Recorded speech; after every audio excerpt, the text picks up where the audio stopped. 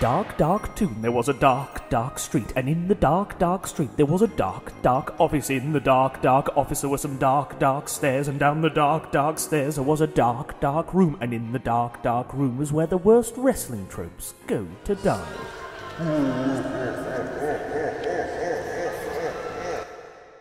Hello, I'm Ross Tweddle from Cultaholic Wrestling, and welcome to the latest thrilling instalment of Straight to Hell, the show, of course, where my illustrious guest, they're so illustrious, they offer up lists their pet peeves from the world of professional wrestling, which then gets sent down straight to hell to rot for the rest of eternity. Joining us today is a man who you can catch on the YouTube, a man who you can catch on the Twitch, a man who you can catch drinking all kinds of G Fuel with his lovely, lovely dog. No, that is not some kind of sick euphemism. Joining us today is a man of the Pokemon. His name is Ace Trainer Liam. This is a lovely chat about the great sport of professional wrestling. Over to Ross and Liam now. Ace Trainer Liam. Hello. How are you? I'm fantastic. I'm a little bit nervous. This is like probably one of the bigger things that I've ever done. Don't be scared, I don't bite. That's not what I've heard. Who have you heard from? I've seen documented proof of you chatting up a lady called Penny, and it was quite seductive. That was actually Adam Pachiti's girlfriend, and I've got no shame in saying that to you now. That is a woman he's been in a relationship with for many years, and she lent her services to us for an afternoon. And to be honest with you, Liam, I'm still sat here now disappointed in her performance. Oh, really? Was that not up to scratch for you? Watch the footage back. I carried her to a 5-star matchup. I don't care what anybody says. I don't care what anybody says. It's true. But my girlfriend watches Pokemon. I have never been exposed to the Pokemon in all of my life. I know what Pokemon is. I never took much of an interest though, so I feel like a bit of a fraud sat here in front of you right now. So I've asked her to ask you a question, and she has asked the go-to question, I've been told, for every single Pokemon person in the history of Pokemon. Should Pokemon have just stuck with the first generation? Absolutely, maybe. Would you like to elaborate while I just sit here and smile? Absolutely. So I kind of fell out of love with Pokemon after the first generation, because I went down the route that ultimately I'm guessing your girlfriend went down, which was they started introducing new Pokemon and we went, no, that's rubbish. There's only 150. Stop trying to add stuff to it. So then I kind of just fell out of love with it. I was a teenager at the time, so I was just like, oh, forget this. This is a baby game for babies. And then 13 years later, I told the story on Desert Island Graps with Tom, how I ended up in hospital with nothing else to do but play Pokemon. And I was kind of like, oh, this new stuff's not bad, actually. They've added some new stuff. There's like an electric sheep. This is all right. An electric sheep? An electric sheep, Mareep, although it's not in the current games and everyone's outraged because not every Pokemon's in the new games now. There's 898, but not all 898 are in the game. Only 664. It's bedlam. Bloody hell, it does sound like bedlam. What a nightmare we've come to as a community. I would ask why, but I just assume now that everybody watching this video knows the answer to what you would say. I mean, the answer they gave was, look, the games are massive now. There's just not enough room. Yeah. I tell you what, I did... Sorry, go on. Everyone else has basically become like a couch game designer and gone, no, if you programmed it this way, you could include them all and put my favorites in. And you just, it's honestly, it's divided the entire community. I tell you what, though, I did come very close to being a man of the Pokemon way back in the day. So I went to this, it's in Ashington, which is not the nicest place up here in the northeast. And there was this little corner shop, and it was selling like ready-made, like, so, you know, you got the booklets with the files with the sort of things you would slot the cards in for like a nice presentation folder thing. And they had sort of ready-made folders. I don't know if they were official cards or not, but you could have had Pokemon, I don't know which series or whatever it was, or you could have had WCW trading cards. Oh. And I had to pick one. And I picked Your WCW. life was presented with a crossroads.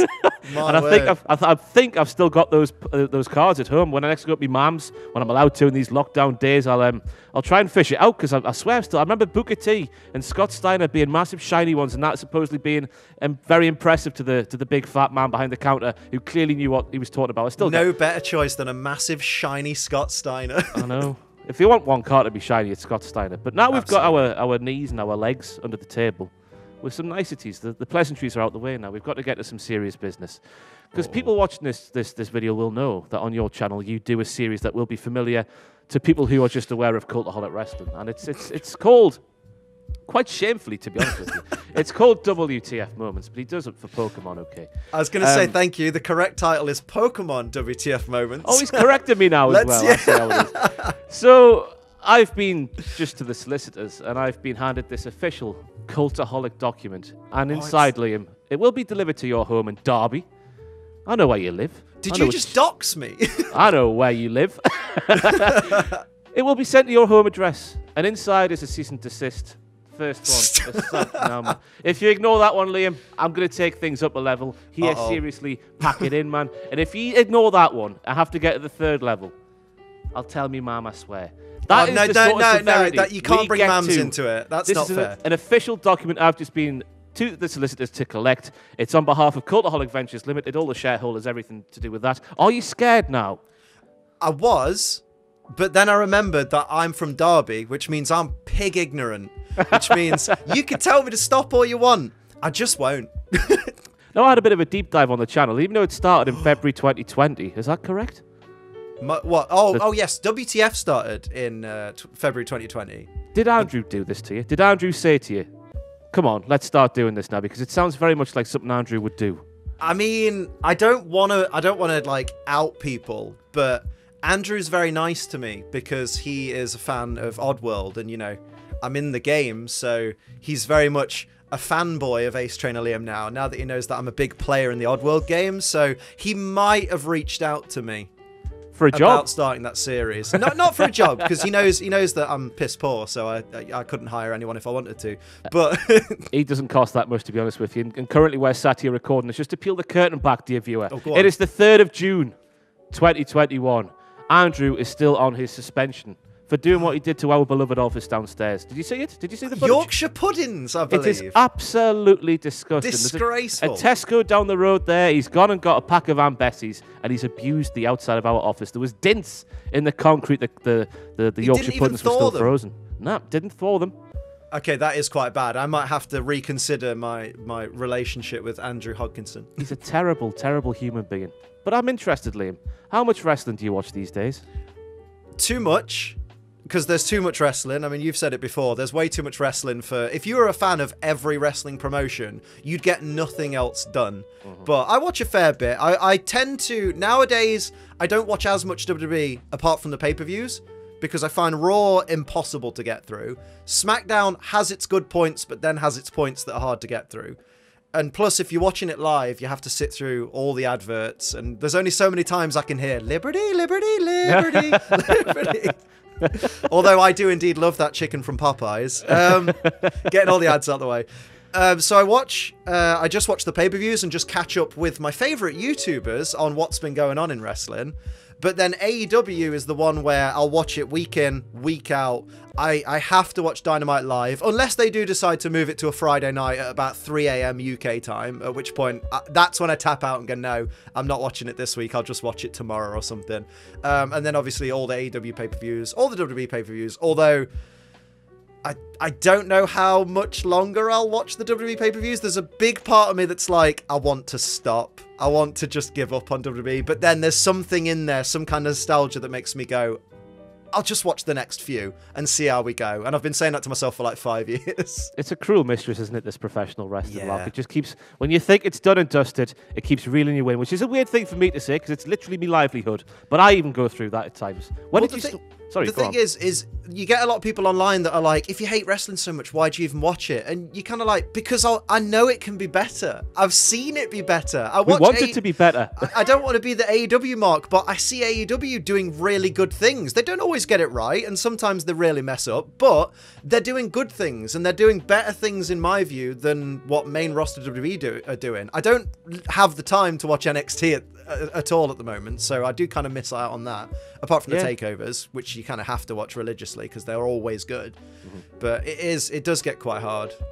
I found that myself when I had a couple of weeks off on holiday there. I thought myself, I need to keep up with the wrestling. I struggled through Raw. I love SmackDown, I think SmackDown's such an easy watch, especially with Roman Reigns and what he's doing at the moment. But when it came to sitting down and putting NXT on, I don't know what it is these days, but I've got a massive disconnect when it comes to NXT. Have you sort of lost that relationship with NXT? The week-to-week NXT feels a bit like... almost like main roster light at this point. Like the takeovers still hit the marks. It's like, look at this fantastic match. Look at it. Look at these 5 matches we've handpicked, and they're all fantastic. And then the week to week programming that I do like tune in and see, or maybe catch up on highlights of, because I hear like, oh, this section was really good. I go, this doesn't feel like NXT. But maybe it's the move to USA, because I feel like it's gradually changed since it went on to USA. Yeah. And I don't know if that's the USA Network's input, but when it was just you watched NXT weekly on the network, it was very pristine and had that NXT vibe to it. But now it feels watered down compared to what it was. It's still good, but it's just a bit dilute. B-Tech NXT. B-Tech NXT. That's a lovely way to put it. But do you find with the characters as well, there's a distinct lack of real characters on NXT these days? You've got your Dexter Lumises and people like that, of course. I was going to say, too many kick pads for my liking. The only characters I can really name, like in terms of, like, obviously I can name a lot of the NXT roster, but the characters that I can name are Dexter Lumis and Cameron Grimes. And I guess Shotzi Blackheart howls like a wolf, and that's her entire gimmick at the moment. LA Knight, I like him. I like him. Everyone else is just a really good wrestler, and that's it. And I mean, you've said this before about like Cedric Alexander. Like, you need more than just I'm good at wrestling. And how much better did he get when he was like the sort of narcissistical? He was doing really well. He was showing a lot of signs of being a lot better and a bit more of an improved character. And then it was like, well, let's get rid of those two so that T-Bar and Mace can hang out briefly with the Hurt Business. Is that still a thing? Because I can't work it out. I don't know, because when was the last time they properly like interacted? Apart from, I don't watch enough Raw to know where they are on the card as well at this point. There's a match coming up next week where we should find out, because I think it's Drew versus Bobby, isn't it? And if whoever gets involved or something, I need to watch. Oh yeah, it's Drew and Bobby, and if MVP or the Hurt Business get involved, I think, mate. No, this week was Kofi and Drew. Right, because it's on my list of jobs to do today to watch Raw before the podcast recording tomorrow morning. So we'll find out. But hey-ho, Raw is really bad. Raw is bore. It is. It's absolutely awful. And it's weird how they produce that company, SmackDown and Raw at the same time. We say it so many times in this channel, but how can one be so good? It flips all the time as well. Because remember when SmackDown was the kind of the show where everyone was like, what are they doing with SmackDown? How bad is SmackDown right now? But Raw, everyone's going, this is the best Raw we've had in years. And it's bad.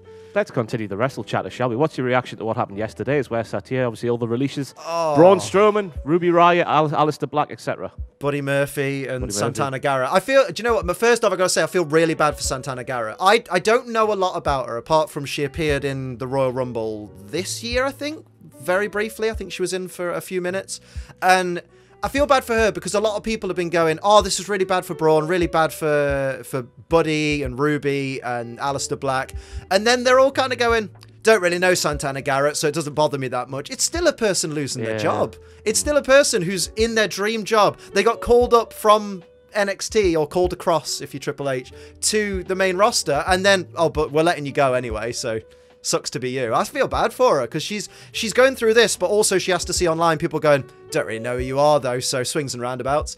But when it comes to like Aleister Black has just debuted a brand new character. He's had his first week where he's interacted and started a feud with Big E, and now this week Big E's going to be on SmackDown like, what happened to me last week? Someone distracted me, but I don't know where they are. And someone comes out wearing an Aleister Black mask and then, hey, it was me all along. That's how to get out of that one. But that's perfect. But like even like with Strowman, like Strowman has been said by a lot of people, is the most Vince McMahon superstar we've seen in years. But he's not good enough to keep, and apparently it's because he's like worth $1 million or something. But if the trick is for WWE, if you don't want to be paying someone $1 million that you're not using that much, use them to the point that they're worth the $1 million, and then you don't have to just send one of your best prospects elsewhere. Like, he's the most sports entertainment wrestler probably on the planet right now. Like, not so very gotta emphasize that I said sports entertainment wrestler, because he's got the size. He's not necessarily the best in-ring worker, but he does a lot of the powerful, impressive moves that get people going, oh, he's like quite, the monster among men, some could say. And then you just let him go. And he could go to like New Japan and be absolutely fantastic. He could go to AEW if AEW wants to snatch him up.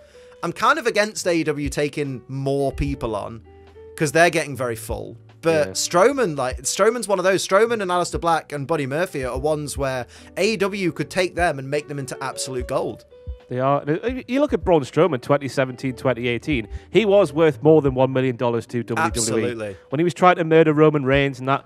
Why they didn't have him beat Lesnar and go on and win the title back then, I've got no idea. One F5 it was, yeah. I've just seen on Reddit there this afternoon, someone shared a clip from that match where Lesnar forgets, where someone would pin him and then end up being between his legs. He would lock the old Kimura in. Yes. Lesnar forgets to hook it on, yet Strowman's just sort of sat there going, come on, Braun.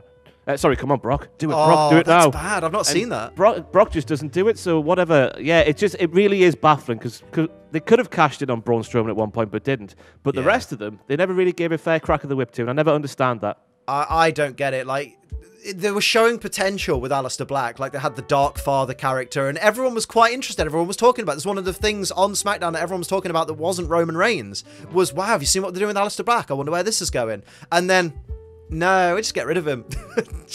We'll just sod him off. Yeah, there's a massive disconnect between the people who are in charge and the people who are writing the shows and what actually happens on the shows. I'm worried about. It's all linked, isn't it? I'm worried about Liv Morgan as well, because her tag team partner, she came back after saying to Charlotte, "I'm going to come back and I'm going to be real," and then came back and had a bit of an angle with Lana. That fizzled out. She then went back to Ruby Riott, and now Ruby Riott's gone. So where does that leave Liv? So I'm really worried that if there are any more cuts in the next week or so, you don't want to speculate about it, but I feel like, what have they got planned for Liv? Because they didn't have any... They had stuff planned for Aleister Black, and that didn't protect him. So if they've got something planned for Liv, that doesn't keep her safe at this point. They need to have something planned for Liv, because I think there's 6 people on the SmackDown. No, seven. I think Sean Ross Sapp tweeted that there are 7. Unbelievable, that, isn't it? 7 active women's competitors. And they had over 300... sort of 300 employed wrestlers or something, I think. Absolutely incredible scenes at WWE at the minute. But hopefully there's no more to come. It's obviously horrible each and every time we have to see this happen. So I listen to your Desert Island Graphs with Tom. I listen to all of it. All 3 at you, poor soul. It turns out now on Spotify, on desktop at least, you can listen at 3 times the speed. Oh, well, there you go. So that must have sounded a lot better, because all of my umming and ahhing and tangenting was just skipped over. I didn't notice any of the umming and ahhing or tangenting at all, but I did hear how you got into professional wrestling, which I thought was a very interesting story. And what I want to sort of, if you were getting into wrestling today, what would hook you in? Because famously, on the Desert Island Graphs episode, we learned that just looking at Lita and thinking, oh, she's quite nice. That got you hooked on wrestling. What would it be now? Because that part of wrestling is long since gone. I will say, it does annoy me sometimes when people look back to that era of like the bra and panties matches and they go, I didn't even like it back then. And you're like, listen to the audience at that time. We were all invested. Like, we recognize now how problematic it all was. But back then, we were all invested. We were all going, this is fantastic. Pulling her pants off in the ring, wonderful. But I hate when people are like, oh, like, this isn't one of my picks, by the way. This isn't straight down, but like, it's just when people go, oh yeah, I thought it was terrible. No, you didn't. Shut up. Stop trying to say things to earn internet point. We get it. You were just as filthy as the rest of us. Different time now, though. I think what would hook me into wrestling now, I guess...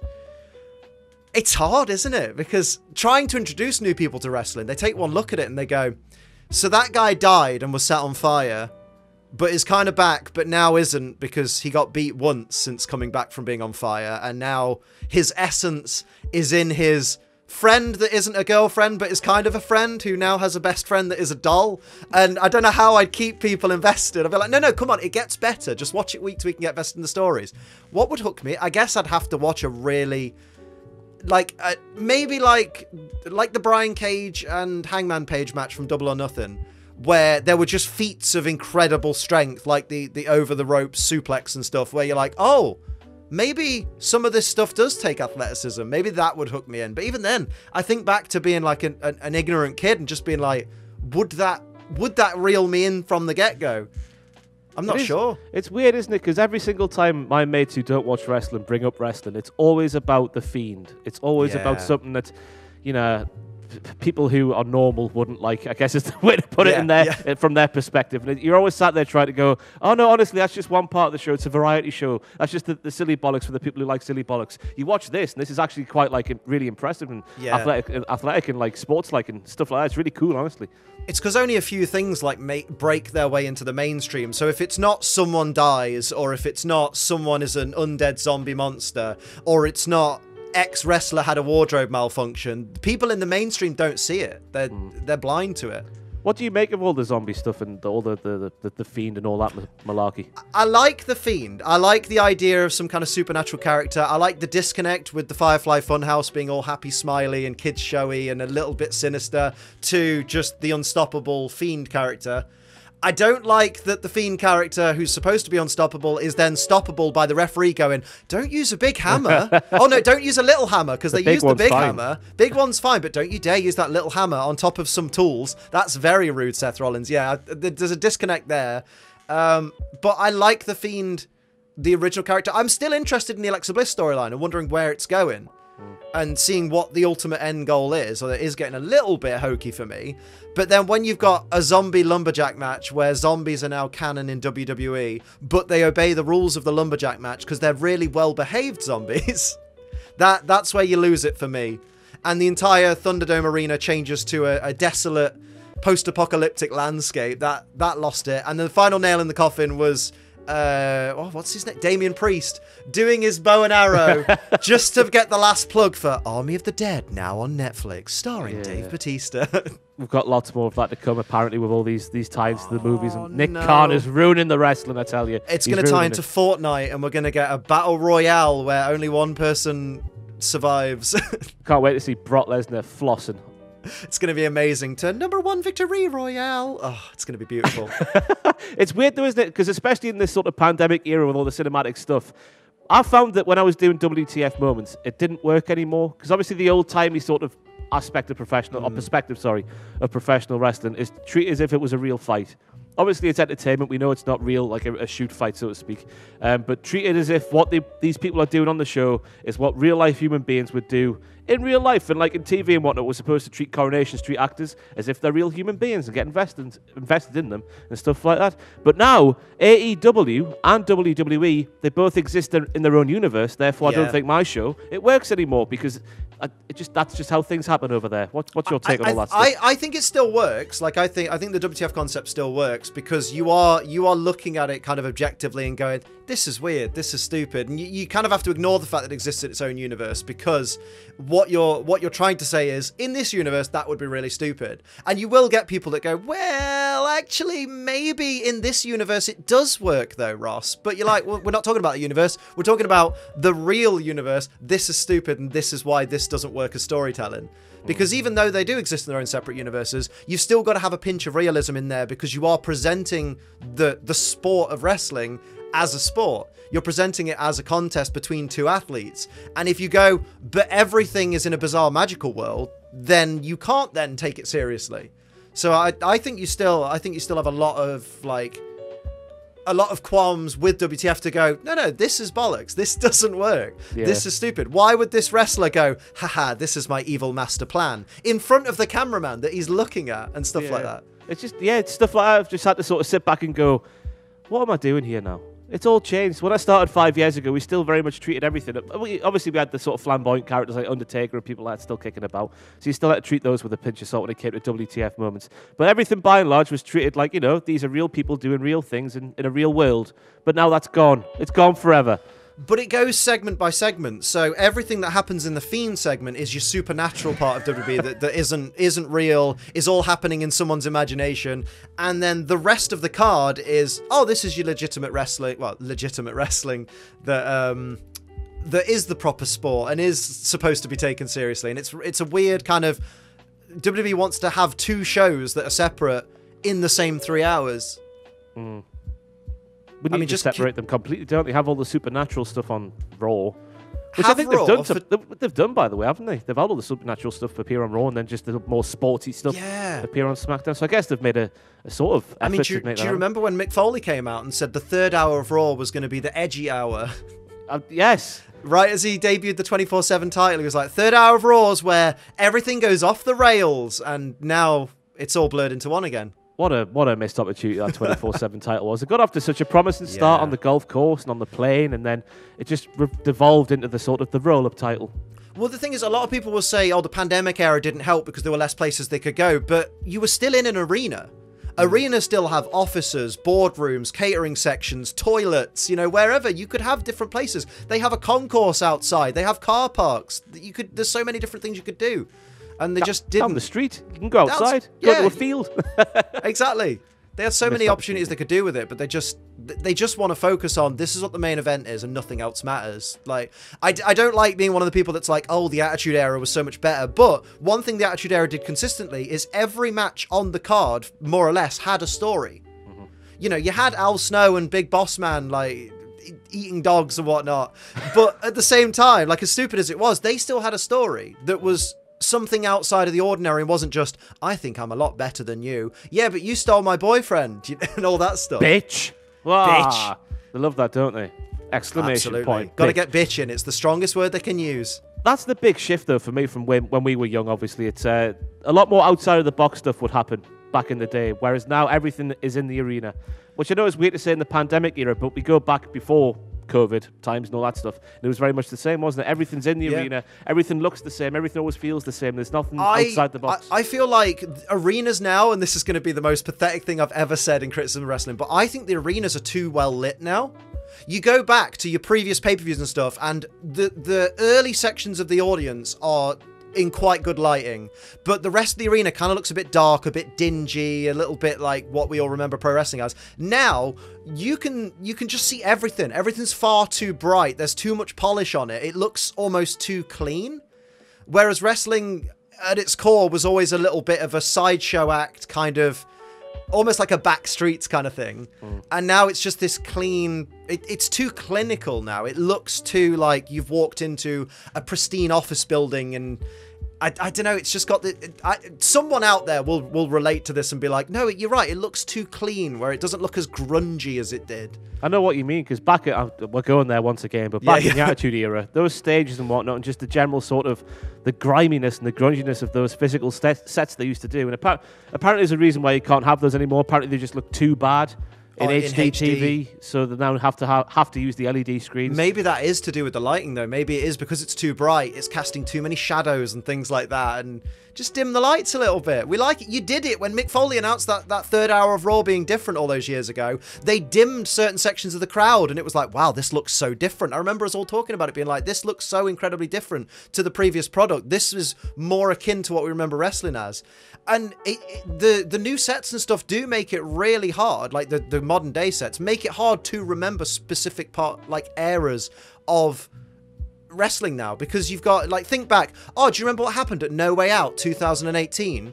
No, but if you say, do you remember No Way Out 2002? Oh, you mean with the semi-trucks as the rampway? Or do you remember that King of the Ring? Oh, which King of the Ring was it with the throne? Like, you'll remember that specific King of the Ring because you remember the throne and the backlash hooks and things. And it's just sad now that when you think back to the last 5 years, at least, everything just looked the same. It's all cookie cutter WWE. It's a shame that, because I'm assuming that's not WWE's call. I'm assuming that's more a network call. It must be. Like, a lot of it, I think, is the influence of the network all going, well, we've paid you, $4 billion for this, so we're going to get our money's worth as the ratings decline and decline and decline. What must Fox think of SmackDown? I'll tell you what, I've never thought of this before. WWE just need to publicly address what is down to the networks and what is down to their creative sort of control. Yeah. What we can do and what we can't do. What Fox says we can't do and what Fox says we want to do. What we want to do but can't do. And what we're willing to do. What we're not willing to do but what Fox wants. Yeah, that would make everything just so much more, easier to accept, wouldn't it? Absolutely. Like, I just feel so bad because they started off with The Rock and Lesnar, Ronda Rousey, all those big names, and then it's like, hey guys, we've got Roman back. Hey, what else you got? To be fair, he's been knocking out the park ever since he came Roman's back. so good. I was very much in that group of people that was like, take Roman off telly for a bit, please. I'm so bored of Roman. Stop shoving Roman down our throats. Like, we get that you want him to be the man, but unless it's going to be a natural organic thing, it's just not going to work. The experiment has failed. Take him off TV. And then obviously he went off TV for a bit through his own choosing because he was like, yo, I've had leukemia, I don't want to be here during the pandemic. When he came back as a heel with those beautiful new teeth as well, just absolutely, he's knocked it out of the park. Like, he's the most interesting thing in WWE right now. When I don't think now, oh, I'm going to check out what's going on in WWE. I go, I'm going to check out what Roman's done this week and then see if there's anything else worth watching. I don't know what it is when I watch him these days, but just the way he speaks, I find myself becoming a child again, Liam. I can't lie to you. He's found his perfect promo style. Yeah. The suffering succotash and things like that weren't working for him. But I feel like maybe they've given him bullet points. Maybe he is a bullet point promo guy because he's got this slow, I will say what I need to say in less than 100 words, but I'll make you feel it. And you're just like, oh, yes, please, Roman. Daddy, come on. I was just watching last week's SmackDown, and it obviously ends with Jimmy and Jay in the ring. They've got the shot at the tag team titles coming up soon, I think. And Jay is just so conflicted because Roman's had a word in his ear. And I'm just thinking, my God, Jimmy Uso is absolutely buggered when next week's SmackDown happens because Roman's going to do some things. He's made me a child again, Roman's got me invested in the Usos. Hey, they were good before this entire storyline. They were good, but I didn't see them as main event talents. But then Jay in, was it Jay and Roman? Were they in Hell in a Cell? Yes. Yeah. Jimmy came back and threw in the towel, didn't he? Yes, he did. I tried to, and he got knocked out. Yeah, it put Jay on the map. Like, I believe in main event Jey Uso, like, and I have done since then. And I never thought I'd see that. Like, I laughed when I heard Jey Uso was in the main event. I was like, that's what SmackDown has come to. You're putting half the Usos in the main event of a pay-per-view with Hell in a Cell stipulation. And afterwards, I was like, I better shut my mouth. Jay's fantastic. Give him the world title. And then you look at the promo package before the match and you realise, hey, weekly storytelling, it's a thing again in wrestling. It can be compelling. Amazing, isn't it? But I'm going to put you on the spot now. Ooh. If you had to start a wrestling promotion today, which 5 are you starting it with? All right. Which 5? I'm going to take Roman as my top heel. I'm going to put Omega as my top babyface. Babyface? Yeah. Because I like Kenny as a heel, but I feel like he's so eager to be a babyface.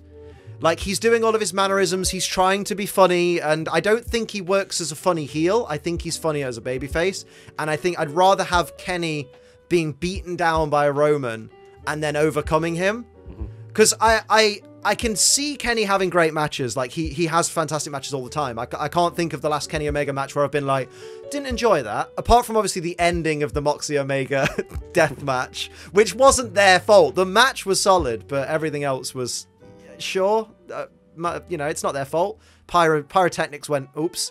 But with Kenny, it's like, I don't believe him as someone who is tough and beats people down. Whereas Roman, I believe it. Roman looks hard as nails. Yeah. So I can see him beating up Kenny for hours on end, and then Kenny having the Super Kenny Omega comeback, one-winged angel, it's done kind of thing. Plus, I'd love to see Roman on his shoulders for the one-winged angel. That'd be a sight to behold.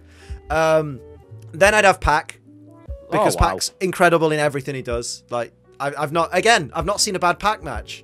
Since he left WWE and stopped. I mean, he had good matches as Neville when they finally turned him and put him on TV for a bit. Pac's living proof as well that the WWE idea of let's swarm in all the talent, get all the talent we can, hoover them all up, and then that means that even if we don't use them, no one else can have them, and people will forget about these talents that we've got under contract, and then they won't be as popular when they leave. Pac is living proof that doesn't work. Okay. Pac came in and went from 0 to 100 straight away. Just, I'm the bastard.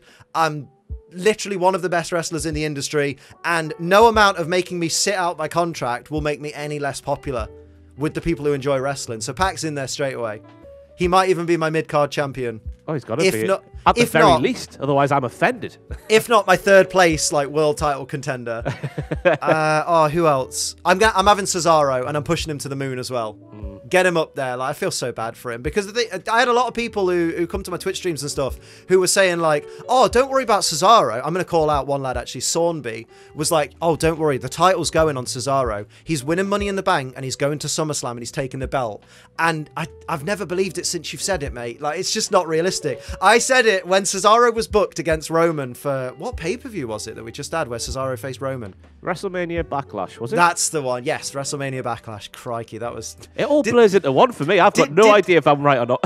Did adding the word WrestleMania to Backlash improve the buy rate or the viewing figures on the network? I'd love to know if it made a difference. It was just for the casual folk on Peacock who are like, oh, that wrestling I used to watch when I was a kid. Oh, WrestleMania Backlash would be quite a big deal. Did it balance out with the amount of people who went, I'm not watching it because you've not called it Backlash? Backlash is what I remember. I refuse to watch this. # cancel the network.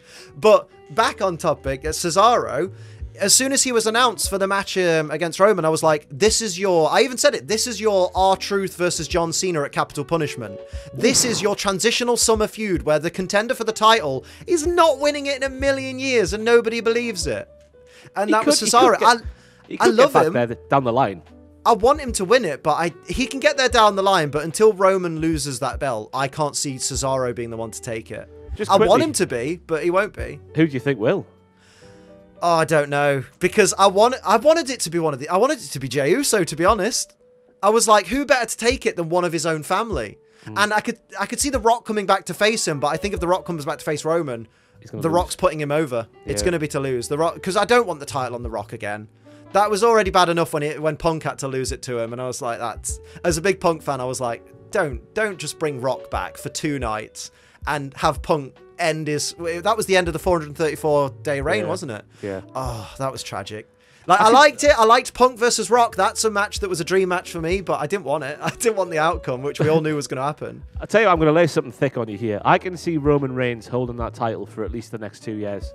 No, I agree. Like, I don't want to be like, oh, let's all just agree on everything, but I do. I agree with it, and I think he needs to. I don't think there's anybody on SmackDown or Raw currently who could possibly beat Roman Reigns. I mean, I want to see Kevin Owens with the world title, but I don't want to see him beat Roman. I want to see Cesaro with the world title. Don't want to see him beat Roman. I want Big E to win a world title. I don't want to see him beat Roman. I think he's ready for a world title run. I don't think he's ready to beat Roman, and that's a testament to how well they've done the Roman Reigns character now. Gable Steveson is the guy who will beat Roman Reigns. That's who I'm going with. I thought you were just going to say Gable. Chadwick Gable. The new and improved. The new Kurt Angle. He could be if he wanted to. That's the most frustrating thing as well. That guy, Chad Gable, he is the second coming of Kurt Angle. We all know that. I think you've named 4. Yeah. Is there a 5th? Give us a lady. Oh, give us a lady. Britt Baker. Wow. Britt Baker's the best thing in women's wrestling right now. Wow. I absolutely agree. Wow. I'm a big old Brit stan. DMD. Should I do that? I can't spell it in the air. Wait. DMD. This is where you bugger me because you flipped the video or something. It looked right to me. But yeah, she has really come into her own over the past year, hasn't she? Yeah. I thought she sort of cooled off over sort of Christmas time, but then that Thunder Rosa thing, that brought her way back up when she again. first started getting put on TV and her promos, like, I'll completely admit, her promos, I'd be like, this was bad. She's early and she's maybe used to doing things more in the indies and maybe doesn't have to do as many promos and stuff on the indies. Maybe, I don't know. I don't keep in touch with a lot of the indies because I don't have the time. I've got not enough time to watch the mainstream stuff. So like the indies is just like I'll see bits of it in Botchamania. I feel bad to sometimes because if your own experience of the indies is in Botchamania, you go, why would I go to this? This is terrible. Yeah. So as much as I love Botchamania, I'm like, Matthew, you don't half make the indies look bad sometimes to the dirty casuals like me. But then she started to come into her own. The more they gave her TV time, and this is something that a lot of wrestling fans don't understand. They hear someone do a bad promo or they see someone have a bad match and they go, take them off the card. I don't want to see that. I want to see the good wrestlers. But Britt Baker is proof. The more you put her in front of a crowd, the more she will learn to adjust to the crowd, the more her confidence will come out and the more that person will become a more rounded superstar. And she's done fantastic. And it's like I said to Tom, the difference maker for me to kind of make me a Britt Baker kind of mark is the match she had with Thunder Rosa, the unsanctioned match, where she was taking power bombs onto thumbtacks and stuff. And you went, wow, she's a really good promo. She's good at, like, I wouldn't say she's the best in-ring performer in any of women's in all of women's wrestling, but she's a good enough performer to put on a good match, and now she's hard as nails and a fantastic promo. So Britt Baker would be my choice. I think her wrestling's come on leaps and bounds. Every single sort of the big marquee matches she has these days, they always get knocked out the park each and every time. But she's had sort of a similar trajectory to Roman, but in a much more condensed space of time. Yeah, absolutely. Started off as a babyface who just clearly wasn't supposed to be a babyface and was just really sort of cookie cutter and sort of very cardboard. Hey guys, I'm here to win. She's like the female Roman Reigns. She's turned heel, a very different heel, admittedly, but she's turned heel. It's been the making of her. She needs to stay a heel for at least the next 2 years, and if they do turn a babyface, she needs to be like very much a tweener. She can't be clean cut. Hey guys, thank you all. I couldn't have done this without all of your support over the years. Even when I did things that weren't so great, you were all there. Just be like, I just wanted to kick someone's ass. I just wanted to beat someone up. That's what she needs to do. Right then. Any more wrestling we want to talk about while we're here? I think we should probably talk about some things that we hate about wrestling. Go on then. Of course, we're here to put 5 tropes, 5 things, 5 pet peeves about the world of professional wrestling straight down to hell. Liam, what is your first one? Well, I thought as my first act of putting something straight to hell, I should alienate the entire Cultaholic fan base. And I've got them on a list because I knew I'd forget them. And my girlfriend's been telling me off all week because she's been going, have you got your 5 things for Ross? And I'll go, yeah, I've got... Oh, wait, no, I've forgotten them all. So my first one is fans who take replica title belts to wrestling shows. I cannot stand it. Because those belts are like $250 to $400 a pop, or pounds a pop. I mean, I had a quick look on the website to make sure I wasn't making a fool of myself. The Intercontinental title, disgracefully, is £120 with 20% What a off. bargain, eh? What a Bargain. bargain. I'm actually tempted to get one because I'm like, because to me, it's a great thing to have. It's a great piece of memorabilia to have, like the Undisputed title, the United Kingdom title, all those beautiful title belts. Let's ignore the WWE Championship that had... You know when they went for the big W on the belts finally, but they used the scratchy old WWE logo? That looked bad. That didn't translate well. The new, cleaner WWE title works really well, and I do quite like it. Bit boring, bit bland, but it works. But they're lovely things to have on the wall and have as decoration. I remember when The Rock and John Cena were feuding, and The Rock just had a glass cabinet with 3 or 4 different belts he'd won in them, and that looked lovely as a display item. But bringing it to a wrestling show and having it on your shoulder all night, they're cumbersome anyway. You're covering up the wrestling shirt that you're wearing anyway, so you've come in your favourite support of your favourite wrestler, but now you're just dressed as a champion. And I hate the idea that people always try and hold them up when the camera's on them, like, yeah, look, I've spent £250 on this piece of merch. Like, great, cool. No, Liam, they are the actual WWE World Heavyweight Champion. That's the thing. I'm in agreement with you, by the way, but I went to a few shows when we went over to America those few times there, and just seeing, I don't know what it is. If you are one of these people in the comments, please let me know why you do it, but while you walk down the corridor, sort of like with an elevated like sense of importance, and like, I am actually Ric Flair. Yeah, just something like that. Because the thing is, all you've done is guaranteed that you're probably one of the easier people to pickpocket. Because you've got to make sure you balance your £400 belt on your shoulder. About when I say £400 for the Americans, I'm not talking about the weight of the belt. I know it probably weighs like a bag of sugar, but I'm talking about £400 sterling. I think they're cheaper now. They're probably like 250. That's still a lot of money to fork out for a belt that you wouldn't wear to the shops and back. You know, you're not holding up your trousers with it or pants. But yeah, and people wear them as though they are, like, when Roman Reigns is coming down to the ring with the WWE title and the camera pans to a fan in the audience that is holding the same WWE title, I don't go, oh, Roman's in trouble. Another champ's here. Maybe they'll have to have a unification match. Chad from Ohio and Roman Reigns, because who's the true champ? I just don't know. And I just think, have them at home for decoration. But I have things on my wall for decoration, but I wouldn't turn up with a picture of myself on my shoulder. I know it's really petty because they're just wrestling fans enjoying themselves. And if you go to a wrestling show, you should be able to do what you want apart from bring a beach ball to chuck around. But I just think it makes me cringe because you're not the champion. You're not the $1 million champion. You're not the hardcore champion. You're not the champion from the Attitude Era. By all means, if you're on camera with that belt and you're going, this belt is way better than the current belt. I nearly swore. This belt, SHIT's on the current belt. Unless you're doing that and you're actually being heard, you just look like a pillow. Yeah, I agree with you. The only way I could see myself taking a big old expensive replica title belt to a wrestling show, which by the way I would never ever do because I'd be scared it got scratched or one of the gems only would thing fall I would off or say somewhere. positive about it is brave to take such an expensive piece of merch that everyone knows how expensive it is and risk getting it stolen. Yeah, the only way I would take one is if I knew somehow, somewhere, I don't know if I would hang around the back of the arena at the end of the show, I was getting a signature on there. That's the only way I would try and do it. If Reigns was the champion at the time, if I was going to get Reigns' signature, I would take it along just in case. But even for the entire show, that'd be in my backpack.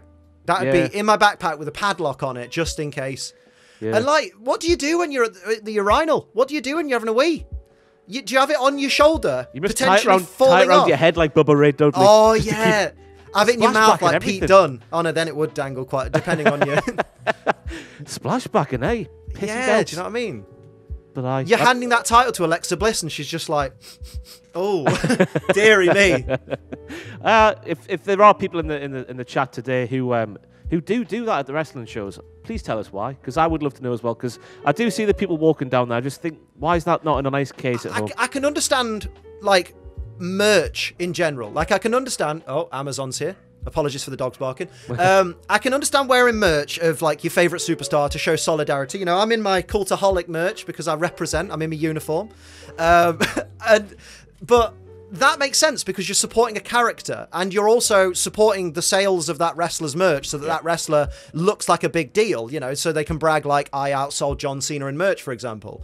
But a wrestling belt isn't, unless it's the Smoking Skull or the Rated R, the Rated R title, it's not really tied to a specific wrestler. So you're just showing support for the belt, or you're making yourself look a champion. I don't get it. I think it's cringy. I think it's kind of... I get secondhand embarrassment when I see it, especially when they're like, I'm going to do it with my Switch. When they're in the crowd and they notice the camera's on, they're talking to their mate and they go, I've got my belt. Like, no one gives a... Like, you're a wrestling fan. You're in the swarm of wrestling fans. No one gives a damn who you are.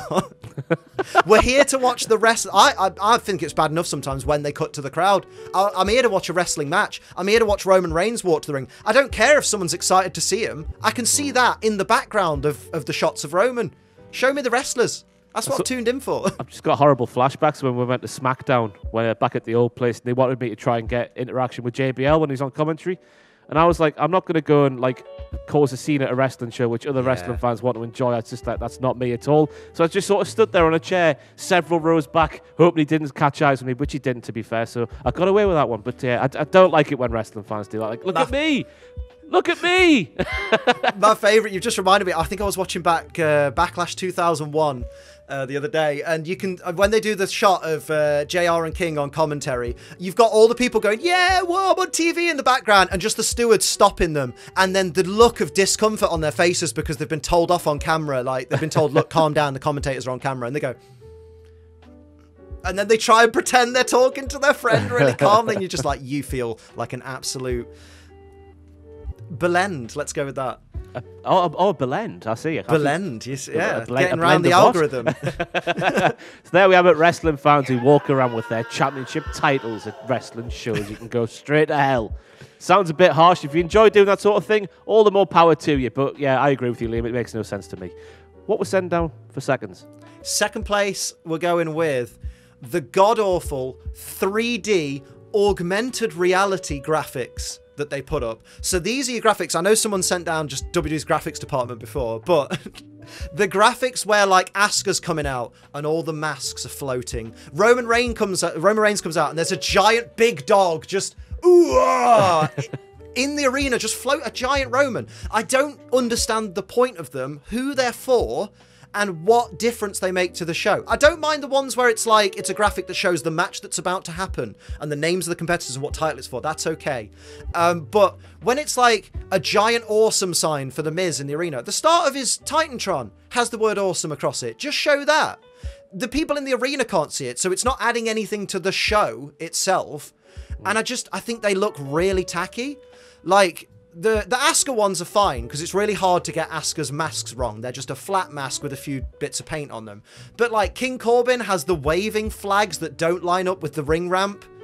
There you have you have the birds for Matt Riddle, the most infamous ones. Why? His flip-flops come out and they let the pigeons loose, which I thought meant something else back in TNA. So is he kicking his flip-flops off and it just makes him spunk at the same time? What's it all about? Are they meant to be doves? I don't know. I don't get the reference. No. I'm not a Mary Jane person, so I don't know if it's a reference to that or something. No but idea.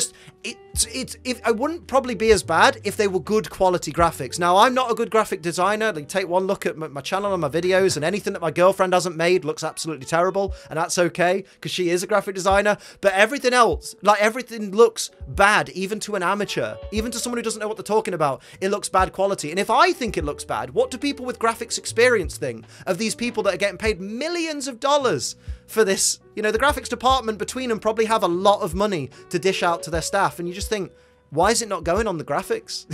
Yeah, I'm just sat here thinking, I wish Sam was sat here so Sam could tell you some things. I'm sure he knows everything there is to know about that sort of stuff, because I think that turns him on, that sort of stuff. But yeah, very much hit and miss as well, I find. Some of them look okay.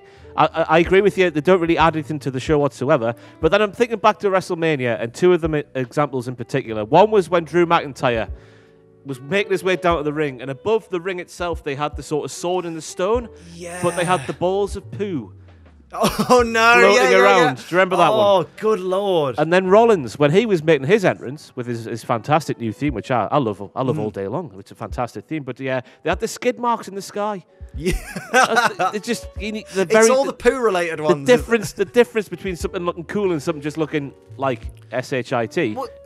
Again, it harkens back to what we said before about not wanting to see fans that as often on camera. When Roman Reigns come into the ring, I want to see that wrestler. You know, I'm a kid watching wrestling, and Roman Reigns is my favorite. I want to see Roman. I don't want to see a still 3D rendering. It's not even animated. It doesn't even move. I don't know if it moving would be better, but I don't want to see a giant Roman Reigns that doesn't quite look like Roman anymore and is still wearing the Shield gear. And that's another one that gets me anyway. When things aren't updated. Seth Rollins coming out as the Messiah, and it's still got Shield Rollins behind him on the Titantron, just stood there and it says Monday Night Messiah, so it's a new graphic, but it's still Shield Rollins. I was just thinking about the 2K22. Is that the next one? The 2K22 roster. What is that going to look like with all these releases? Coming out of nowhere. Have they got enough time? Tommy End. Have they got enough time to update the roster with all the people that's been let go over the past? They're going to have to bring back. They're going to have to bring back all of the legends this time, just every single one they've got, because they've got nobody of prominence. Chad Gable's going to be WWE champion in Universe mode by default. But I want to see the wrestler, and I want to see what's going on the way to the ring. That's the spectacle I've tuned in for. You know, you want the iconic shot of the wrestler coming to the ring. The 8K camera you've got, that's fantastic. Great investment. Entrances look fantastic until Paul Heyman's slightly too far behind Roman and just goes completely blurry. He needs to keep up the pace. But the 3D graphics, they don't do anything for me. If anything, they make the show. It's funny how I talked about how the show looks a lot cleaner. It looks a bit too clean. This brings it back a peg. This makes it look a little less polished, because you're like, oh, you got the grade school, fresh out of college graphics department in, didn't you? It is weird, isn't it? Maybe that's on loan from the kids at Full Sail that are learning to do graphics. Maybe they get them on the cheap. It wouldn't surprise you, would it? Because oftentimes they do look a bit ropey, to say the least. But I've got to say, I'm just so used to them now, because everybody gets them these days, don't they? They're not even special anymore because everyone gets them. They're just very bland as well. I don't think they add anything, and I think if anything they do detract from the rest of the show and do give it a bit of a tacky appearance. Which if they want to boost their rating, I don't think they affect the ratings, but I do think they make some people go, "This isn't as good as I think it is it?" Yeah. Why? Makes you wonder why they have them anyway. I don't care one way or the other if they're there or not. If they went away tomorrow, I wouldn't lose any sleep whatsoever, Liam, to be honest with you. But they have gone straight down to hell because I'm not technically inclined, and I've got no idea what else to talk about them. I don't know how much effort goes into them. It's probably a lot above my pay grade, but the point is, I'm a viewer and I don't like it, so it's got to go. It's gone. Number 3, please. Number 3. Actually, it's funny we talked about Matt Riddle, because barefoot wrestlers. It creeps me out. I don't like it. I understand, he's come from an MMA background, or he's come from this martial art background, and in that, they don't wear shoes. Don't care. They're not in those anymore. They're in pro wrestling. They're in sports entertainment. And I'm just so uncomfortable. I don't like people's feet in general. I don't like my own. When I take my socks off at night, or if I'm getting in the shower and I see my feet, I hate them. I'm just like, I don't want them anywhere near me. They're grim. Feet are grim in general. I don't want to see them on my telly. Plus, I know that there are people with the opposite thought to me, which think they're absolutely bloody fantastic and they're the best thing since sliced bread. And I don't think that should be we're not allowed to, rightly so, we're not allowed to sexualize the wrestlers anymore like we did way back when. And when I say wrestlers, obviously I'm talking about one gender in particular that was overly sexualized. So Mark why Henry. should we have he's beautiful. Don't. Big slab of meat. Sexual, baby. I don't think we should have the foot fetish catered to either on TV. So the barefoot, it's creepy. I find it creepy. I imagine they smell. Like, I don't care how much cologne you spray on your feet. You've been running around on those, on that dirty arena floor. They're going to stink. And I'm scared of someone rolling their ankle. We've seen it no end of time. I've seen it recently in UFC. One guy with a stray kick to the shin didn't damage the person's shin. He damaged his own ankle and flopped to the floor in the most gruesome manner. And I just think, I don't want it. I don't want it on my telly. What's wrong with getting boots? I realised at Double or Nothing, I think Miro is finally wrestling in boots. and I welcome it because I don't like people seeing people wrestling in bare feet. I nearly said in feet, but yeah, barefoot. Just Matt Riddle, Umaga did it. Rusev, Miro did it, and I don't like it. I'm sure there's a reason. I'm sure it's a logical reason, and I'm paying homage to this what's the word? This style, brand, this lineage, discipline. yeah, That's it. This discipline in yeah. wrestling, but I can't stand it. I hate it, and I know there's lots of people that will agree. Yeah, I'm sure there is a reason more than just it stands out because not too many other people do it. I'm sure there's more to it than that, but it does. Have you ever felt a wrestling canvas? No. They are quite coarse. It's not quite sandpaper, but it's certainly not smooth. It's got a bit of friction to it. Yeah, if you rub your hand across it, you're going to get a bit of a red palm. So I find it impressive when these wrestlers are running back and forth, they're sliding along, they're doing all sorts of things in bare feet. Yeah, like imagine doing a baseball slide barefoot on a wrestler. That's horrible. Think about Neville. Remember Neville did his ankle or his knee doing a baseball slide against Jericho? Yeah, he had boots on, yeah. So Riddle cheats death every time he's in the ring. Because he doesn't even tape them like Umaga back in the day and Rusev. They would sort of tape their ankles to keep them sort of steady, I guess. I've got no idea what I'm speaking about here, but Riddle just goes in there completely bare feet because, of course, he had frostbite. Yeah, he had frostbite once and was like, yeah, now I'll go barefoot. It's a weird story for a weird guy. I mean, you say he's cheating death. Let's see if he can cheat the courts. Mafu will appreciate that one. Every single podcast. Every podcast. Yeah, but yeah, I don't know what else to say about that. Wrestlers in bare feet, it does make me go a bit like, ooh, sometimes when you get a close-up. And especially when someone's put an ankle lock on with bare feet, I'm just thinking, oh, the Well, think about a wrestling card. Imagine Matt Riddle in the main event after a match involving thumbtacks. Ah, yes. He'll stop then. Yeah. I wouldn't be surprised if on the indies somewhere down the line he's been in a match after thumbtacks. He's just sort of mistakenly just gone straight in. Or who knows, maybe he's just done it anyway.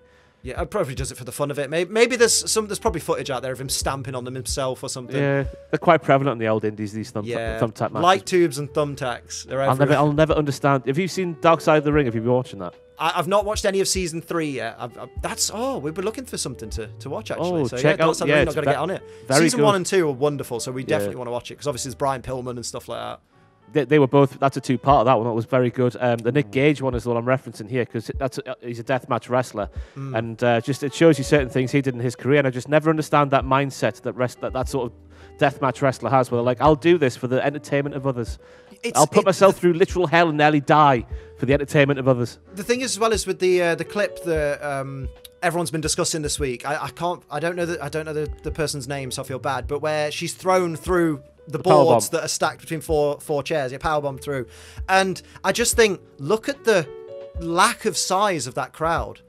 You're risking serious injury, potentially paralysis, for what? Was there 50 people, 100 people there?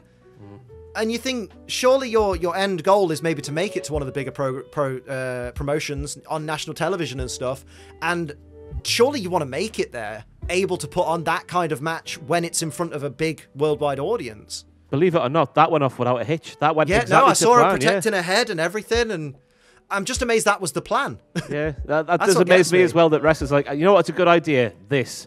I don't know, obviously the bodies are calloused and whatnot and all that stuff, which we'll never know about because we've... No, yeah. Have you ever taken a bump? I've never taken a bump. No, I'm willing to, but I don't... I know that because my body isn't calloused, I'll feel it probably a lot more than, say, she felt that bump. Yeah, it's just they're just wired differently, these wrestlers. They're just incredible human beings. But I'll never get that sort of thing where I'm going to do a light tube match and I'll do it. I know what's going to happen. I know I'm going to get cut open and all that stuff. Make sure at some point, whilst my head's cut open, you grind the light tube against my head. Like, don't pretend, do it, because it's got to look real. Yeah. And you're just like, why? Yeah. I get that it's entertaining to a degree. Like, I love a good death match. I love a good bit of hardcore. But at the same... That's going to be clipped out of context. But there's a point where even I go, you didn't need to do that. No. Like, I wouldn't have felt like the match was lacking if you didn't. To be honest, before we move on, I've got to say I do appreciate what these people do. I just don't. Absolutely. I'm just sat here, a softie in a mint jumper, just not understanding their mindset. Another level of respect. Hey, a H&M mint jumper though, right? That's Hey. give credit where credit is due. But yeah, like when you watch wrestling for long enough, the one thing you do get is the respect for what these people do. Like you've got the infamous clip of the guy crying, go, "Oh, everything you've done to your bodies," but it's true. Like they do, and they do that. I mean, they do it for money, but also they do it just to entertain everybody. There's so many other things they could be doing for money, especially a lot of them with the charisma they've got. Yeah. But they do this because they love what they do and they love entertaining us, and it's massive amounts of respect from this absolute P word. So back to the point at hand. Feet that are going down to hell. I don't know what else to say here. Riddle's Send feet to hell. Any specific feet? Is it Riddle's feet maybe that you don't like? Or I mean, I don't know if I'd like to see Riddle get his feet removed. Maybe other appendages, probably. Allegedly, but feet definitely. His feet, Umaga's feet, rest in peace, and Miro's feet can go as well. Any particular favourite brand of boot you have? Or sorry, style of boot? Ooh. I look at this might be me just outing myself as a bit of a sad case, but I look at certain boots and I think, wow, they are a nice pair of boots. Eli Drake, back in the day, before he was LA Knight, had a fantastic pair of wrestling boots. I'm a real sucker for the Billy Gunn / Dolph Ziggler, the pure white boots coupled with black knee pads. I like when wrestling boots go up, show a little bit of calf, and then there's a knee pad. Oh, the little bit of calf. Yeah, a little bit of calf is what does it for me. You know what I mean? But I always think that whenever I created a wrestler on like SmackDown vs. Raw or something, I'd always give them that combo of a knee pad and then a wrestling boot that almost goes up to the knee pad, but not enough that you trap your skin in some way.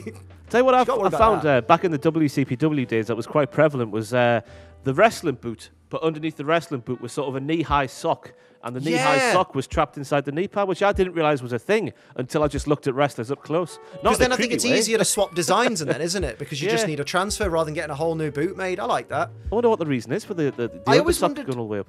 I always wondered why Kurt Angle changed his boot style, because he had the kind of boot style that I was referencing, but then he then changed to like sneakers. Wrestling boots, yeah. And I was like, why have you, like, for the longest time, I was like, Kurt, have you got an endorsement with the sneaker company or something? Am I supposed to be wanting to buy them? Or what happens if you roll, again, what if you roll your ankle? I thought the whole point of a wrestling boot was to protect your ankles. I think, yeah, the ones he changed to were like amateur boots. I think I'm right in saying. That makes sense. Yeah, so there would be ones when he's doing the old wrestling machine stuff, just to fit that package a bit better. But anything's better than barefoot. Yeah. I'd rather Riddle wrestled in his flip-flops, to be honest, or just Imagine sandals. That. Birkenstocks. Do you find this impressive when you see Ricky Starks when he's in his street gear on AEW and he's doing moves and those espadrille things he has? Yeah. Because I've got a pair of slippers like that at home, and when I'm going up the stairs, they're flying off in every which way direction. And Ricky Starks is built differently. I mean, we saw how he recovered to having his neck fractured. He just stood up. He's incredible. Never seen anything like it. But there we go. Feet. Bare feet of wrestlers have gone straight down to hell to rot forevermore. What is your fourth offering, please? My fourth offering, let's go with, and this is my controversial one. This is my one that's probably going to get me kicked off the channel and never welcome back. Which is Chris Benoit Hall of Fame discussion.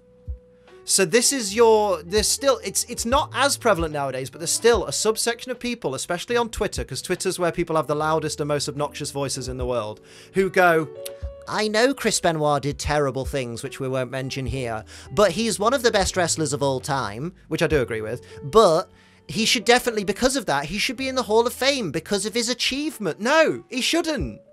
The man is, I don't know what YouTube will let us get away with, so the man is a double bad man. He did horrible things to his wife and his son, who was, what, 9 years old? Yeah, he was young. And I just think it's one of the biggest tragedies in wrestling. It's one of the most infamous events. And it brought to light so much about, concussions and things like that and the effect of them. But that doesn't take away the things that it's done to help wrestlers in the future, in terms of concussion protocols and stuff, doesn't outweigh the terrible things that he did. And he should never see the Hall of Fame. He has a Hall of Fame worthy career, but he removed that right the day he did what he did.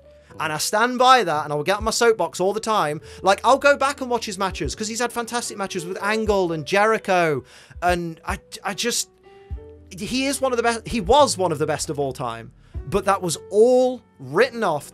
All of those accolades were written off the minute he went, I feel like doing this. It's an uncomfortable topic to talk about, but it's one that needs to be just nailed in, and hopefully this can close it out. And anybody that ever gets in this discourse can link back to this video to help support Cultaholic, but also to get my voice in front of more people. And just, He's not going in the Hall of Fame. He's never going to go in the Hall of Fame. Even if Kurt Angle or people that are his friends go, I'd like to see him in there because he was a great wrestler and we should put the wrestler in there, not the man. Newsflash, the wrestler was the man. Yeah. The same person did it. He didn't leave his body, disappear into the ether, and then go, oh, now all that's left is the bad man. Just, he needs to go. And he's not going in the Hall of Fame ever, and he shouldn't be. And all discussion about it should stop. Nail in the coffin should be, figuratively speaking, should be Chris Benoit, no, flat no. And I want WWE, I mean, I know they've said he'll never be mentioned on WWE TV ever again, like Vince famously said that, but I think WWE should put out a statement, maybe on like the 10-year anniversary of it or something. Wait, it's already been 10 years, 2007? Yeah. Okay, maybe on the 20-year anniversary, just go, look, there's been a lot of talk about Chris Benoit in the Hall of Fame. It's not happening. We're putting our foot down. We're saying, here's an official statement to say it's never going to happen. I don't think they even need to do that. I just think you've hit the nail on the head there. Everything he did before that weekend pales in significance to what he did on that weekend. And I still get a bit funny when I'm watching old wrestling shows and I see his entrance and I think, you hear the music and you think, oh God, it's that guy there, and you're watching him walk down the ramp, you're just thinking about what he did in the back of your mind. Yeah, it always comes to mind. He starts wrestling, then you think, oh, he was good, wasn't he? But again, that's wrestling. That's wrestling. The argument from these people is always, oh, but you need to separate the man that did that from the wrestler and the career that you had. You can't. They're the same person. There's no separating it. That is the equivalent to saying you should separate Ian Watkins from Lost Profits from what he did. I don't know if you know about that. I'm not going to go into too much detail, but people watching know exactly what I'm on about. And if you're saying that about Chris Benoit, then you're also saying that about Ian Watkins. And would you say that? Is that something you would do? I don't think so. No. So where's the line? Just the line should be, if they've done horrific things like that, write them off. And to be honest, no one's ever done anything as horrific as what he did on the last weekend of his life. And again, because WWE do let some questionable folk in the Hall of Fame. We've seen that down the years, and we don't need to talk about who and what they've done and all that stuff. But Benoit is a different case entirely for me in terms of wrestling, because no one's ever done that. No one probably ever will do that again. Hopefully. I have all the respect in the world for the man's career. Yeah. But I have no respect for the man. Nah. And it's the man that would be put in the Hall of Fame. You don't put careers in there. It's never been, oh, look, we're putting in Hulk Hogan, but just his career, it's Hulk Hogan's in. Yeah.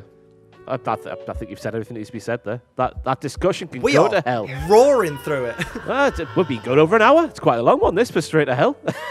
Well, I heard talk that you liked a long one, Ross. So. That's scandalous accusations. We're not quite at 2 hours and a million minutes, as you name dropped me on the news, which was, thanks, by the way. I appreciate that. Not a problem, but yeah, that discussion, I can't believe it is still a thing these days. But it's pathetic. It's pathetic is what it is. Some wrestling fans are weird. Right, and I'm looking at you, the people who say that about Chris Benoit. I don't think it needs to be addressed anymore. So, what is your fifth and final offering to go down to hell? It's a really tame one, just a light-hearted one to go out on, but championship belts not being given the proper respect, which is completely contradictory to what I said earlier. But not championship belts in particular, but championships not getting the proper respect. So WWE occasionally will have a WWE championship match and no introductions for the wrestlers. The wrestlers will get in the ring and they'll do the in-ring introduction. The following contest is your main event. It's for one fall. They should do what Justin Roberts does and tell us it's your main event of the evening. I really like Justin. I never used to like Justin when he was in WWE, but I really appreciate him now he's in AEW. Really like his style now. But I think it was because he was just introducing all the John Cena matches that I hated watching as a kid. I was like, oh, God, him again. Where was I going? Championships, yeah. So do all the introductions in the ring. This is for the WWE Championship. It's one fall. These are the competitors, challenger and champion. That's how it should be in the ring. But a lot of the time, it's just, hey, the following contest is for one fall. It's for the WWE Tag Team Championship. We're calling this as the people come out because it's not as important as the main title. All the championships should be important. Yeah. The women's championship especially should be as important as the men's, and that should, I know they do it quite a bit nowadays, but sometimes they do seem to forget with stuff like that. I think the tag team titles should be as important as the world title, because they are the world title of the tag team division. Yeah. Maybe not with the 24/7, that's a bit different. And in the same breath, it's not just the in-ring introductions that need to happen. Also, the in-ring introductions need to happen because I'm a massive Greg Hamilton mark. I love Greg. I think he's one of the greatest ring announcers of all time. He's the best one going today by country mile, I think. Yeah. I tweeted him and he appreciated it, that he should be in the Hall of Fame one day. Already he's secured for the Hall of Fame for me because he's absolutely fantastic. He makes the occasional mistake, as we saw recently, but I can't remember what he did wrong, but he announced the wrong winner, I think, of a match. Yeah, he said the Riot Squad were eliminated when they weren't, I think. At WrestleMania. Yeah. But everyone has their moments, especially when it's in the heat of a match. When he's ready and cool and collected and ready to go for the introduction, he's fantastic. Yeah. So Greg, absolutely Hall of Fame. But the in-ring introduction as well. But also, the little things, like the champion should come out last. Yes. All the challengers out first, and then the champion, because the champion is the spectacle. The champion is the champion. They're the person that's worked and won the belt, and they're the person that everyone's vying to compete against, even in a multi-man match. Yeah. And I think it's little things like that that should be focused on. And that's not done for every title. It's not done for every show. And I think that's something that is supremely important. All the while you were speaking there, all I could think of was AJ Styles' second WWE Championship reign, where he rarely main evented a card. Oh, yeah, yes, He was as in the well. middle. Where do you stand on Fantastic that? point. It has to be the Yeah. last match, yeah. I think so, yeah. Like, I know obviously there are some situations where it's going to be absolutely hindered by a previous match. Perfect example, I think it's Triple H and Jericho, undisputed title, after Rock and Hogan. You can't follow Rock and Hogan. No. If it's a spectacle match like that, then maybe. But I think the world title has to go on last. But the problem is when you've got two world titles, what do you do? Yeah, it was always Because- Lesnar, wasn't it, back in the day? Around Yeah. that AJ Styles one. So yeah, I can see why they do, but why not just have the two main events? World at the end title of the night, match, then maybe a filler match in between, and then world title. Or Yeah. even just a filler promo. Have someone come out and just engage the audience for a little bit while they calm down. Or not have the US title on every single kickoff show ever. I know it started to change more recently, but there was a long stretch of time where I think Shinsuke Nakamura was holding it a couple of years ago, and it was always on every single kickoff show. And you just sat there thinking, I know that more people watch the kickoff shows because they're live on YouTube and stuff for free, but the sort of impression that gives off for the title just makes it seem not important. Let's just not have title matches on the pre-show. Like, I know the pre-show needs to draw people in to buy the pay-per-view, but realistically, when you're taking a title with the lineage of like the Intercontinental title or the US title, and you're going, that one can go for free. That's not as important as Elias versus Jackson Riker or something like that. You just think, because as much as the producers of wrestling, the promoters don't think like this, that fans think this way, but fans do think if something's on the pre-show, it's not as important. If something's early in the card, it's probably less important than what's later in the card, because we do conform to the idea that whatever is later in the card and whatever is the main event is the most important, because it's the main event. Yeah. And Yeah. the title match should always be the main event. I mean, look at Double or Nothing. You've watched it by now, yeah. haven't you? Yeah. You had the fantastic triple threat for the world title with Omega, Orange Cassidy, and Pac, and that was a fantastic match. Then you followed it with Stadium Stampede, which was a fun little kind of comedy, but a little bit more serious than the previous one. Cinematic match that was just a slog to get through. Yeah. And you put that on as your main event of the evening, like something that was, for all intents and purposes, I'll happily say, Stadium Stampede was quite boring. It wasn't as good as the first one, I thought, this time around. But I the found first one myself was- looking at the clock, and I don't do that in a lot of wrestling matches. I'll watch them, and sometimes I'll think, this match is dragging a bitch, but I won't look at the clock. But I was actively picking up my phone and looking at the clock and going, it's going on a bit, isn't it? It's nearly 5 in the morning. It was And I a long wouldn't have pay-per-view, minded. wasn't it? If it was that triple threat, I wouldn't mind. Oh, it was long. Pay-per-views need to be back down to 3 hours unless it's your equivalent to WrestleMania, and then that can be 4. Yeah, I agree. Those were Wholeheartedly. I get the problem is Raw's 3 hours, so why have a 3-hour pay-per-view when Raw's 3 hours? That's just such an issue, isn't it? Just get rid of Raw. Just get rid of Raw. Just get I in was the way, gonna doesn't it? go halfway and say get rid of the 3rd hour, because like the ad revenue you generate from that is. I'd love to know the maths of the amount of money you get for having a 3-hour Raw. How does that equate to the amount of revenue you'd gain if Raw was 2 hours and enjoyable? Like if more people were coming into the product and instead of 1.1 million for your 3rd hour, you were getting 2.4. Yeah, I was looking on them. I forget what I was reading the other day, but I saw that each year the NBC or whoever owns the USA Network, they pay $265 million a year just to have Raw on their network. Which What I would love to know is staggering. when they were doing these deals, right? Did they watch the show before making the decision? Who in the room in like NBC or in Fox or whatever? Who went? You know what we should get? We should get that wrestling. I've heard that's popular. Oh yeah, it was popular in the 90s. I remember watching it. I remember in the early 2000s, people used to really love it, and it was everywhere. And like Stone Cold was on Celebrity Deathmatch and stuff. The Rock was everywhere. But do people still like it? They must do. For it to still be going now, they must. They And must just look didn't at watch those it. Let's just look at those TV ratings and see like 1 point whatever it is million people watching every week. Which so many people, by the way, who I've spoken to, just says that's a very outdated way to look at the sort of popularity of TV shows now, as those Nielsen ratings. Yeah, because So the let's just people who look are at doing those. the Nielsen, I've never met anyone or spoke to someone that's had a Nielsen box. Yeah.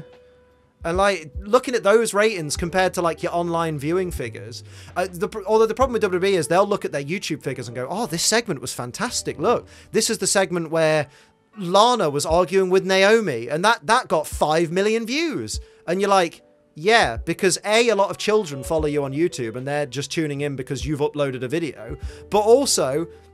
There were rumours that during that segment, someone had a wardrobe malfunction. And all the dirty buggers have gone, I wonder if you can see it in the YouTube video. And they've swarmed to go watch it. That's why it's done better than, I don't know, Braun versus Drew. Yeah, I just get bored every week of these ratings, and then people going, "Oh, NXT's dying, this, that, and the other," because they put too much stock is put in these ratings. I don't know why I'd love to know why the journalists keep. I love when people rag on either AEW or NXT and they go, "Oh, AEW's done 1.2 million views now that NXT's unopposed, but they won't keep that forever." So what if they do? Maybe they go back to doing 800,000. Do you know how hard it is to get 800,000 people to watch you on TV of all places? Nobody watches live TV anymore. No. I don't. I rarely do. I don't even have Sky or anything like that. I have Netflix and Amazon Prime. And anything that's on like terrestrial TV, like BBC do a documentary that's good or something, or something on Channel 4, I watch it on iPlayer or All 4. I don't even watch. I've not watched terrestrial TV, or I've not watched TV at the time it goes live, unless it's a wrestling pay-per-view, which isn't even on. You know, I don't need Sky for that. I've got the network. Yeah, I've got Fight TV for AEW, so. I don't need anything. For me, that's it. Football matches for me. That's the only time I watch TV live these days. It's an incredible thing people seem to put too much stock in, based off industry experts and their opinions that I've spoken to. I was saying to our Sophie the other week, it's so weird to think that 10 years ago, when something big was happening in the world of TV, everyone was sat on their sofas at the same time, experiencing it together. And nowadays it's, "Oh, have you watched The Mandalorian yet? Oh, I've not got round to it. Don't spoil it for me. I'll get round to it eventually. There's so much to watch." Yeah. There is so much to watch of everything these days, there's isn't there? too much. But what were we speaking about? We were talking about championships being That's respected. the one. I agree the fact with that they aren't. everything you said. Yeah, it's a shame to see what's happened. We'll talk about another title, the Intercontinental title especially. It's a shame to see how much that has fallen. That's over my favourite title. Yeah, that's like I love the Intercontinental title. The entire Intercontinental title scene, when you had like D'Lo Brown and Kurt Angle, and then over the years it moved into like your Benoits and your Jerichos, and then Christian. And then later on, you had like the MVP didn't have it, did he? He had US. MVP was US, yeah. I'm thinking of Shelton Benjamin had it, yeah. Benjamin with it. Oh, absolutely. I love I nearly swore. I love Shelton Benjamin so much. When Ziggler and the Miz and like all the Miz's reigns and stuff. Credit to the Miz, because that was around 2016 time, 2017. That was the one point where I thought, wow, it's back to what it used to be when he had the title. I think Cody did a good job with it as well. Yeah. Where like Cody during his heel run as well, you know, his whole I loved heel Cody with his broken face and his slowed down version of his dashing music. He's unbearable now, though, isn't he? Oh, I feel so bad because I really like Cody, but I really don't like AEW Cody. I hate the booking. I hate every big match he has. He sort of gets injured. How will he survive? And then he comes back. I will valiantly fight, and he goes on. That entire match, and all you could see was Cody in the ramp, and I'm just looking over at Soph going, he's coming back in, you know. Yeah. And she's like, is he? Do you think he? I'm like, this has happened in wrestling so many times, but it's never. I was like, it's never been this blatant, Soph. Like she's only been watching wrestling like. She watched it when she was a kid, but not very frequently. But now that I watch it all the time, she kind of just watches it by the fact that it's on. And she's now quite invested in AEW. She struggles with WWE, but watching Cody, she'd seen wrestlers go to the back, and I told her about how, you know, when someone goes to the back, it's not because they're injured, it's because they're coming back out triumphantly. But I was like, Sophie, it's never been this blatant. They've never had him on camera being tended to by the medics at the back and going, Cody unfortunately had to bow out of this match because he's not able to compete. The doctors are checking on him, but I don't think he'll be back. And then triumphantly desperately pushes everyone away. No, I have to be in this match. I need to win. It's so weird how things have quickly changed with Cody, because go back to when he was cutting those promos right at the start of Dynamite. He was one of the best baby faces in the world. You got yourself feeling like, oh, I'm on this guy's side. Go on, Cody, kill them. But now it's like, oh, just go away, Cody, will you? He needs to go away for a long time and, I don't know, come back as a heel? Yeah, not this silly tweener stuff where I'm the only one who's allowed to come out the middle of the stage, not either the heel or the babyface tunnel. Oh, it's dreadful. Because I'm the best. I get the most pyro. I'm Cody Rhodes. I mean, I'd like it if he leaned into it and was like, you know, gave it a lot of pomp and stuff, but he just tries to play the valiant good guy, and I just don't believe it. Like, he's in there with someone who's smaller in stature with him, knocking them around the ring, and he's like, oh, guys, I'm the underdog, cheer for me. Yeah, it doesn't work, does it? But there we go. No. Championship titles and their importance, I agree with everything you said there, Liam, so that has gone straight doomed to the hell. Wait, lack of importance. Lack of importance. Don't put their importance in there, that's what WWE have done. I stand corrected. Sorry about that one. There's your 5 things straight down to hell, Liam. Thank you very much for joining us today. This has been an absolute hoot. Thank you for having me. Wrestling all afternoon, but I need to go and do some more things. I'm so sorry. I'm not going to keep you as long as Tom did, but thank you. Thank you all for everything that you guys do. No, thank you for all the support. For including me in it. I love that. I'm sorry I've been not standoffish, but I feel like you know the others better than you know me, and I think that's my fault. And I'd like to say, the thing is, I'm very aware that you've been going through a lot lately, and I can completely relate because I get burnt out all the time. I'm a depression sufferer, so there are days where I get up and I just go, I don't want to do anything, mate. I just want to sit and I couldn't even tell you what I did that day because I've done absolutely nothing. And then I feel worse on myself because I'm behind and constantly playing catch up. So I completely understand. You go through so much and you still get up in front of the camera and do what you do. And I know, speaking as a fan, we're all very thankful that you do that. And if ever you need rest or time off, like you needed earlier in the year, you take it because you've worked for it and you deserve it. And I know you need to go, but I'm gonna just tell you now. Everybody that watches you respects you for everything that you do, the work that you put in, because mental health is one of the hardest hindrances to any kind of career like this, because you have to push yourself further than your brain is willing to let you go in order to get up in front of the camera, be active, be lively, be entertaining, and you still manage it every single time you're on camera. You still manage it. You knock it out of the park. Even in the podcast, some days sometimes you can tell when you're not feeling it, but we can see you pushing through. You still make everything that you do entertaining, and we love and respect you for it, mate. Well, thank you very much for that. That means cry now. No, I'm holding it in. I'm not Adam. No, thank you very much for that. It does mean a lot. Yeah, thank you very much. I don't know what else to say. I'm just saying thank you very much a lot. But anything to plug? Where can we find you on all of the things? You can find me on youtube.com/AceTrainLiam with my very original series that I definitely thought up on my own called Pokemon WTF Moments. First series of its kind, where I critique everything in the Pokemon anime that is completely broken. I love it, but I act like I don't.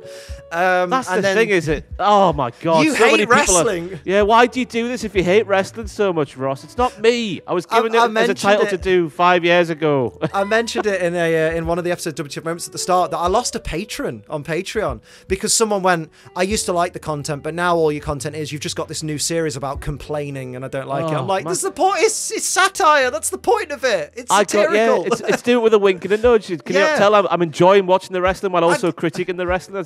You're allowed to do both, aren't you? I grew up with Pokemon. I absolutely loved this. I watched it week in, week out, but it's a broken mess and I want to talk about it and I want to have a laugh with it. I like to I don't know if it came across enough, but everything outside of Shane McMahon's push, I like to think you can tell I'm just having a bit of a laugh about it. Oh, it's all with a wink and a nudge. Like everybody with a brain gets it. There are people that will take everything you say as uber serious fact. Yeah. And it's just like it's like when I did a lot of Pokemon top 10 lists. If I didn't include a Pokemon in that 10, bearing in mind there's 898 at this point, people would go, "Why do you hate Squirtle?"